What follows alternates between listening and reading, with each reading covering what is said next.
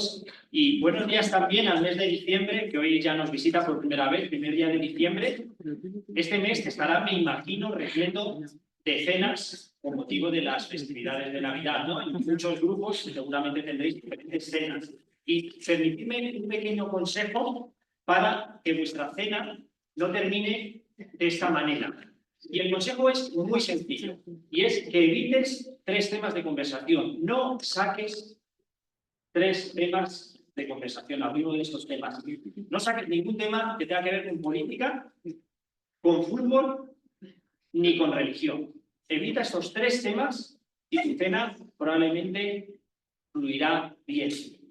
Quizás me digas, bueno, no te preocupes por el tema de religión, porque en algunas de las cenas, pues todos los que estamos vamos a ser cristianos. Entonces ahí no le veo riesgo. Bueno, pues déjame que te dé también un consejo en ese caso. Evita entonces, si decides sacar el tema de religión, evita entonces hablar de los capítulos 9, 10 y 11 de Romanos. ¿Vale? Puedes hablar de cualquier otro tema que quieras, pero por favor, hazme caso, no hables de estos 3 capítulos, porque entonces tu cena terminará así, porque te vas a encontrar unos capítulos repletos de polémica, de temas sensibles, de posturas confrontadas. De hecho, el plantearnos adentrarnos en estos 3 capítulos es como tener delante un muro vertical de piedra que para poder subir por él vamos a tener que venir muy bien equipados, muy bien preparados, dedicarle muchísimo tiempo, de gran dificultad, afianzar cada paso antes de dar el siguiente paso para no caernos. Y en esta escalada de este muro de piedra, muy probablemente lo único que vamos a estar viendo en esta escalada durante horas es una piedra delante de ti. Porque cuando estás ahí, lo único que ves es esa piedra. Y durante toda la escalada es lo único que puedes ver. Por eso mi propuesta es que nos bajemos del muro de piedra, que tomemos unos helicópteros, que nos elevemos, nos alejemos y que todos juntos contemplemos cómo la suma de esos muros de piedra, pues realmente desde la lejanía, desde la perspectiva, desde las alturas, componen una gran cordillera montañosa, pero bellísima, que nos va a dejar en silencio, que incluso esa disputa que se pudiera generar en el momento en el que contemplamos todos juntos la belleza, lo sublime, nos quedamos casi en silencio y no podemos casi decir nada. El primero de los temas que nos regala esta bella cordillera, el tema que veremos hoy, será ¿quién está al control? El tema no va a ser realmente la respuesta, os la digo ya, porque es lo que todos estáis seguramente pensando. Dios está al control. Damos por respondida la pregunta. Entonces, ¿qué es lo que realmente vamos a ver, lo que nos regala esta cordillera? Y quiero que nos enfoquemos. Lo que vamos a hacer es profundizar en a dónde llega el alcance de ese control. ¿Qué áreas abarca ese control de Dios? ¿En qué tiempo siempre presente, aparece, desaparece? ¿Y cómo afecta ese control a nuestra vida, a nuestra responsabilidad, a nuestra libertad? Y de hecho lo vamos a ver en tal perspectiva desde esos helicópteros que vamos a mirar en la lejanía, no solo estos 3 capítulos, sino toda la palabra para poder tener una buena perspectiva de este asunto antes de adentrarnos incluso en el texto de Romanos. La historia, las naciones, el curso de la humanidad, los imperios que se suceden, los avances de las naciones, aspectos de economía, gobernantes, geopolítica, todo ello está al control de Dios. El libro de Daniel, que muchas veces rehuimos acercarnos a él porque pensamos que está ahí para hablarnos de eventos proféticos futuros y decimos, uy, qué lío, realmente está ahí el libro para enseñarnos y recordarnos que el que guía los tiempos, que el que se encarga del curso de la historia y que quita y pone reyes, el que realmente gobierna y cede ese gobierno como instrumentos suyos a reyes, es nuestro Dios, el que hace según su voluntad y nadie le para.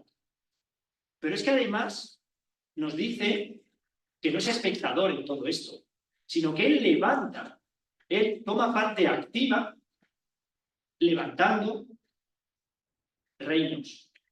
Él no es un espectador que se vale de lo que está sucediendo y ya que está pasando, lo aprovecho de cierto modo, sino que toma un papel activo. Cuando se dirigía a su pueblo, le decía, yo he levantado a este pueblo y yo lo voy a traer a vosotros para que esto suceda.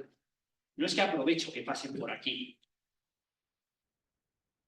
La creación es presentada como una posesión de nuestro Dios. Él es el dueño y su creación le obedece. Todo lo que es el mundo físico, climas, lo que tiene que ver con la tierra, el mar, los astros, los montes. Él es Señor y está al control de absolutamente todo esto. Y Él es responsable de que este árbol crezca sobre hierba fértil o desierto. De que el desierto pasa a hierba o la hierba a desierto. Él se presenta como el Dios que puede detener o traer la lluvia en el momento y lugar que Él decide. Y si veíamos en el tema de las estaciones una primera característica, que Él es activo, que Él interviene, no es solo espectador, vemos que con la lluvia es lo mismo, Él detiene, Él hace, pero además, un segundo aspecto es que se responsabiliza de lo que sucede. Él es responsable. Por lo tanto, cuando Él dice que se seca la tierra, está reconociendo su responsabilidad de ese acto en el que ha sido activo. Y bajamos un poco a algo más cercano. Pasamos de naciones, de la creación absoluta, a ti, a tu propia vida, a cada uno de nosotros. La persona que eres. ¿Quién eres? ¿Cuándo has nacido? El lugar, tu familia, el tiempo. ¿Cómo eres? A nivel emocional, a nivel físico, tus habilidades, tus características son presentadas en la palabra como algo al control de Dios. Pero no solo que Él te ha puesto ahí y te ha echado a caminar, sino que en tu caminar a lo largo de tu vida, los diferentes eventos, las personas que han interactuado contigo, el cuidado que has experimentado, es algo en lo que Él está al control. Y todo ello con un propósito global de salvación y un propósito tan específico como que hoy estés aquí sentado. Encontramos personas en la palabra, como en este caso Esdras, que recibe el favor de un rey, una persona como Esdras y el pueblo, que son ayudados, pero porque Dios lo puso así en el corazón de este rey. Él se ocupó. Dios estaba con Esdras. Y dice que Dios concedió que el rey hiciese esto. Los grandes héroes bíblicos, por ejemplo, José y Daniel, mal hacemos cuando enseñamos que ellos deben ser el foco y que tenemos que aprender de sus comportamientos, como si eso fuese el foco. Es correcto, aprender de sus comportamientos. Pero la palabra quiere que pongamos el foco en que todo aquello bueno que sucedía en la vida de José y Daniel era porque Dios les ponía en gracia ante otros. ¿Qué es poner en gracia? Hacer que le caigas bien a alguien. A veces no sabes por qué le caes bien a alguien. Que alguien se predisponga a tratarte bien, a que prospere lo que tú haces. Eso es lo que nos dice la palabra que sucedía con José y con Daniel. Y también incluso a nivel físico, vemos aquí cómo se dice que a Pablo, no te preocupes, hoy nadie te va a tocar ni un pelo. Nadie va a poder hacer un acto de ataque contra ti. Dios se va a encargar de que eso no suceda, deteniendo las acciones de personas. Incluso deteniendo no solo acciones, sino deteniendo incluso el pecado. Y vemos cómo a algunas personas se nos destaca que Dios abrió su corazón, su entendimiento, su mente, para que en un determinado momento estuviesen atentos a algo que se estaba diciendo.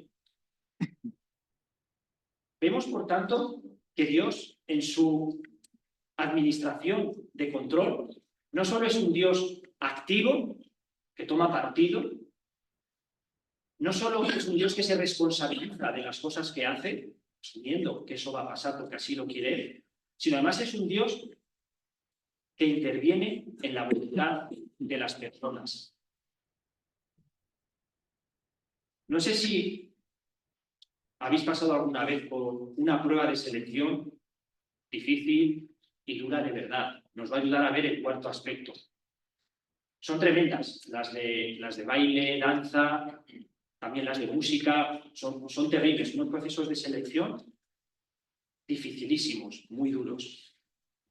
Todos, si habéis pasado por algún tipo de proceso que ha terminado bien, habréis hablado de la ayuda de Dios en ese proceso.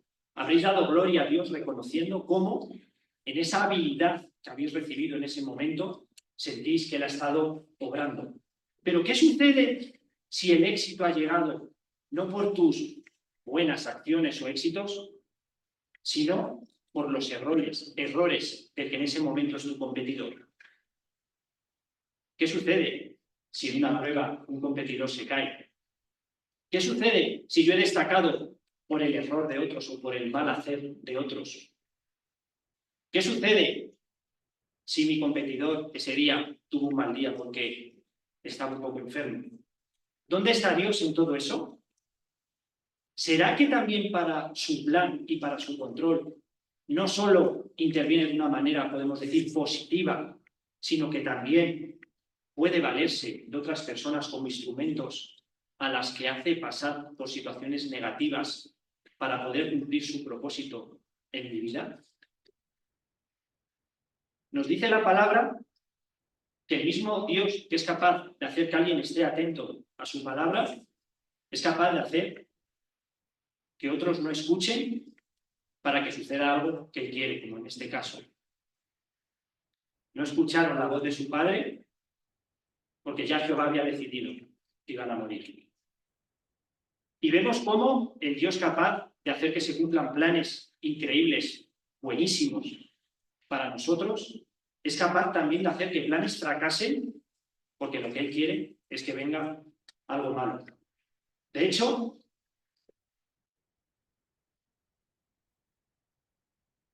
muchas veces en la palabra vemos no solo el énfasis de lo bueno, de lo positivo, sino como mucho también se nos enfatiza que lo malo que ha sucedido, que lo malo que ha venido, viene del mismo Dios, que trae la paz y la adversidad, que tenemos que reconocerle en absolutamente todo lo que está sucediendo.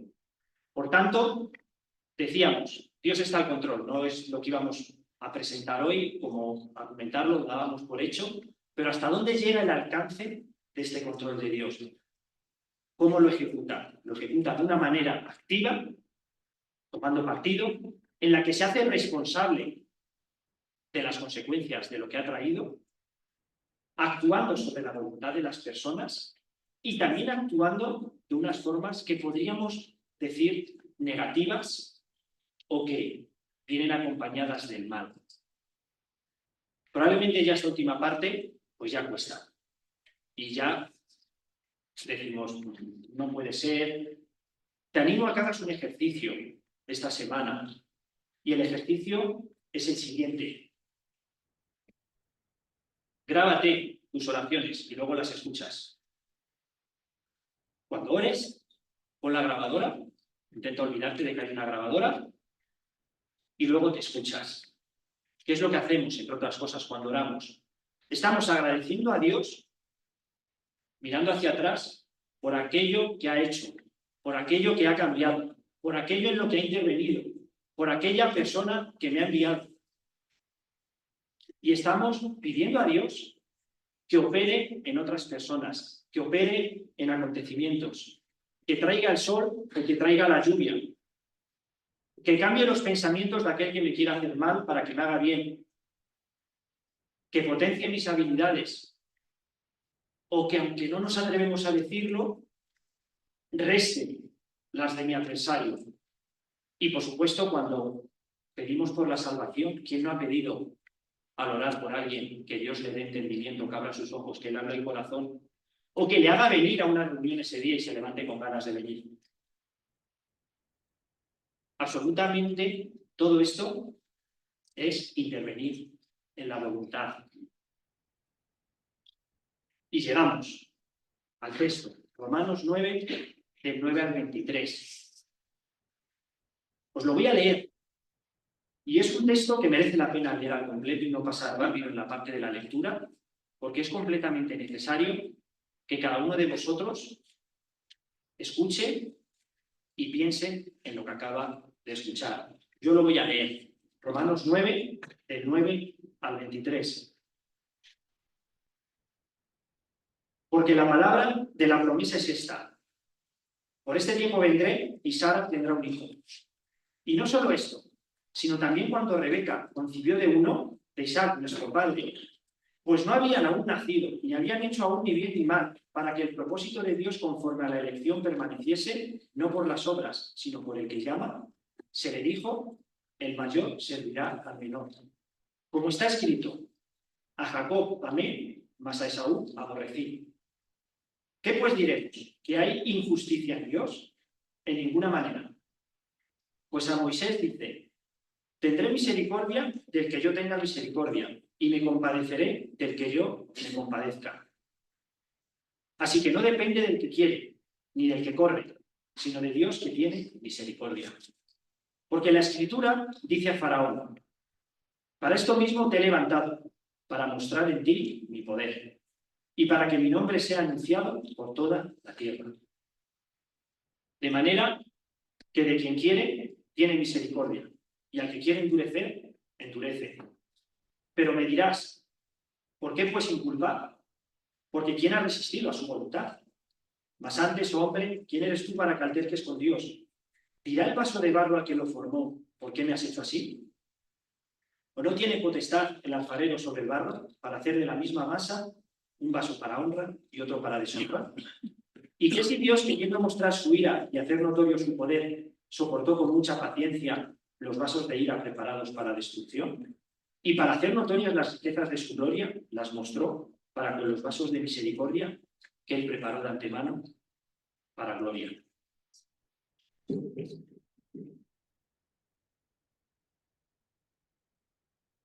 Un texto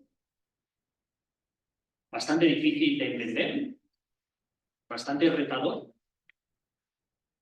pero mucho más difícil yo creo que de entender es de aceptar. Nos desafía.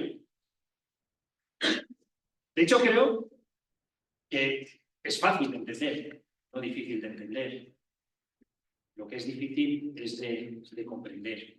Para poder aceptarlo y que no sea tan difícil aceptarlo, podríamos hacer dos cosas. La primera de ellas es forzar a que diga otra cosa. A ver, realmente no dice que escoge. Realmente, cuando dice que aborrece, es que, bueno, no es aborrecer. Cuando dice que endurece a Faraón, no, pero él no es el que endurece. Entonces, podríamos forzar que el texto diga otra cosa. Pero no es lo que vamos a hacer, porque el texto dice lo que dice. Y dice que entre dos hermanos, Jacob y Esaú, escoge a uno y aborrece al otro. Y dice que Faraón fue levantado con un propósito, que es el de que Dios mostrara su poder sobre él. Nos quedaría, por tanto, la opción de usar unos arreglos teológicos.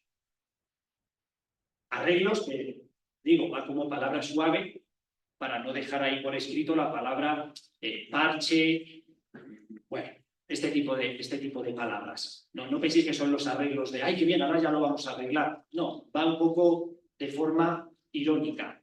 Estos arreglos que podríamos intentar utilizar son los siguientes. Decir que lo que acabamos de leer es el resultado de errores. Por ejemplo, cuando se ha dicho que Isaac tuvo dos hijos, Jacob y Esaú, y que se escogió a Jacob, podríamos decir, ah, claro, es como la historia de Isaac. Abraham tuvo dos hijos, Isaac e Ismael. Pero claro, escogió a Isaac porque fue concebido de la manera que Dios quería, con Sara, su esposa. Ismael realmente fue con la esclava, una cosa mal hecha. Por lo tanto, el resultado es la consecuencia de los errores de los padres, podríamos decir, ¿verdad?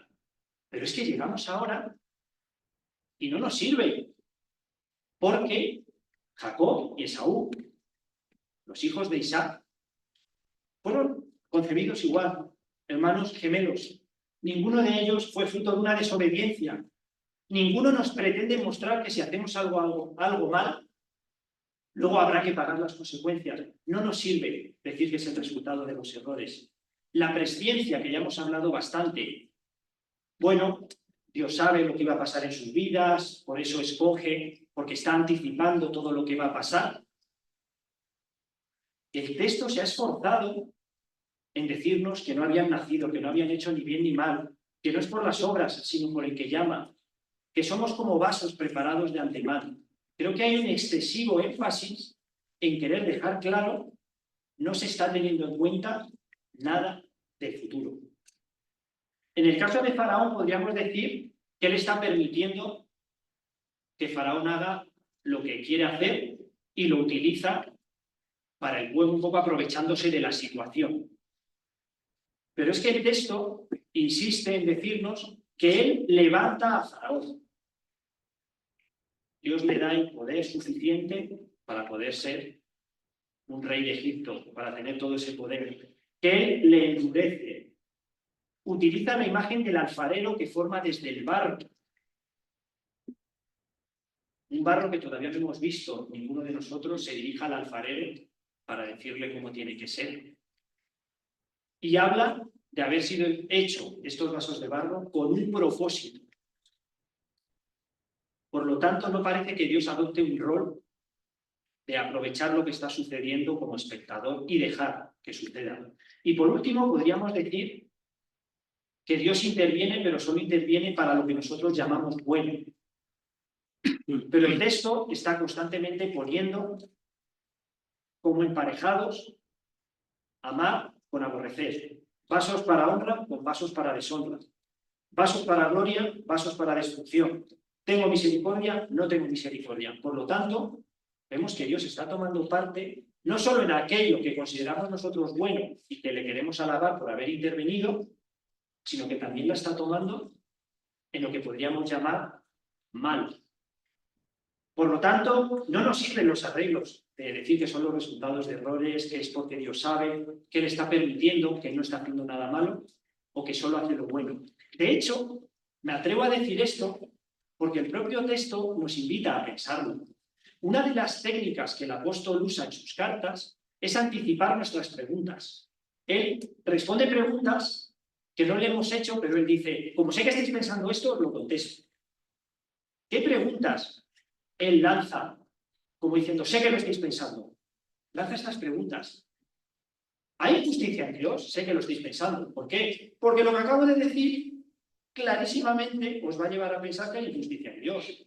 Por lo tanto, no hay otra manera de entenderlo. ¿Por qué inculpa? Es otra pregunta que él lanza. Claro, pues lo estamos pensando todos. Si él levanta a Faraón, si él dice que le va a utilizar para un propósito que incluye hacer daño a su pueblo, ¿por qué luego le pide explicaciones o le inculpa de que está haciendo algo malo cuando él podría decir, tú me has hecho así, tú eres el que me está utilizando? Las preguntas del apóstol nos muestran claramente lo que ha dicho, y él es consciente de lo que ha dicho y por eso anticipa nuestras preguntas. En el caso de la injusticia, sí que la contesta. Y la respuesta que da para nuestra idea de qué injusticia, escoger a Jacob y aborrecer a Esaú. La respuesta que él da es la misericordia. La única respuesta que nos da y que podemos encontrar es la misericordia. La misericordia que nos dice que Jacob era exactamente igual a Esaú. Que no había absolutamente nada de diferente en Jacob con Esaú. Que Faraón era exactamente igual que Israel. Que no había nada peor en él de lo que hubiese en el pueblo, ni viceversa.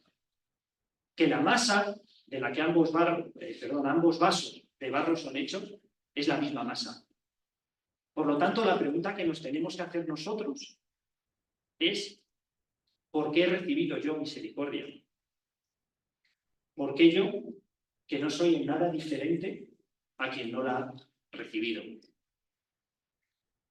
Y en el caso de Faraón, con las otras preguntas totalmente lógicas, ¿cómo puede Dios inculpar a Faraón habiendo sido hecho así. No nos la responde. De hecho, dice, ¿quién eres tú, hombre, para altercar, para discutir con Dios? ¿Cómo le va a decir el bárbaro paso, ¿por qué me has hecho así? No nos la responde. Pero creo que merece la pena que intentemos reflexionar y no encontrar nosotros la respuesta, pero sí llevarnos algo para pensar en casa, para poder intentar ver por qué Dios puede inculpar a alguien que está siendo un instrumento suyo, para ver cómo es posible que esta responsabilidad del hombre, combinada con el control de Dios, tenga sentido. Tenemos que hacer dos cosas. La primera que os propongo hacer es que salgamos de nuestro marco, de nuestra realidad. Como este niño, que hagamos el ejercicio de darnos cuenta que hay algo más, que no estamos en el plano superior, que nuestro ancho, nuestro alto, en este caso el suyo, sus dos dimensiones, realmente nos están limitando y que todo lo hacemos funcionar en nuestro marco, en nuestro alto y nuestro ancho, y tiene que funcionar ahí. Pero que fuera de nuestro marco hay más. Hay un plano superior, donde operan otras reglas, donde opera otra lógica, donde lo imposible en nuestro marco es posible en el otro marco.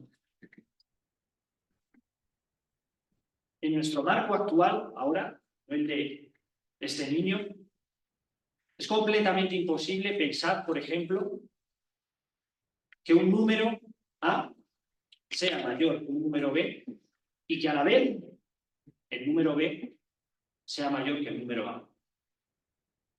En nuestro marco, en nuestra lógica, en nuestras no dos, quizás tres dimensiones, es imposible, completamente imposible.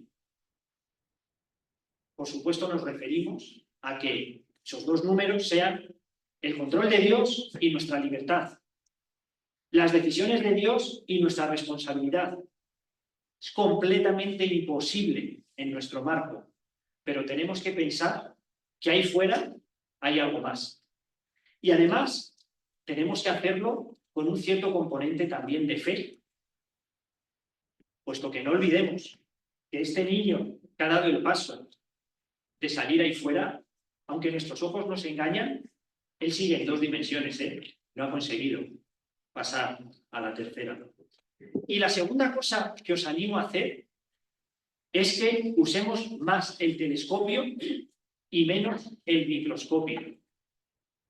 El microscopio es un instrumento que lo utiliza aquel que está en un plano de superioridad, aquel que es más inteligente que el elemento observado.